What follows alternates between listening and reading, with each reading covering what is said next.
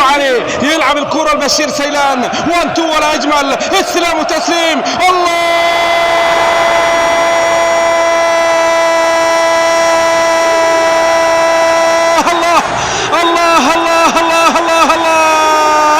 افتح يا ابوابك يا اسيا، فاسود سبا قادمون.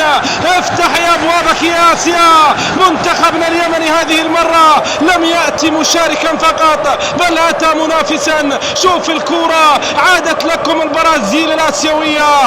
الله على الابداع، من 4 حركات، من 4 غمزات، من 4 تمريرات يوصل الى المرمى، والهدف الثالث لمنتخبنا اليمني. هذا ليس عبدو علي الماضي، ليس عبدو علي الماضي، ليس الإدريسي، وإنما عبدو علي الزمن الجديد. التاريخ يعيد نفسه. في 2002 في تصفيات آسيا تأهلنا إلى كأس العالم، هزمنا الجميع، أبدعنا وأمتعنا، فزنا على الصين وسوريا وكوريا. الله،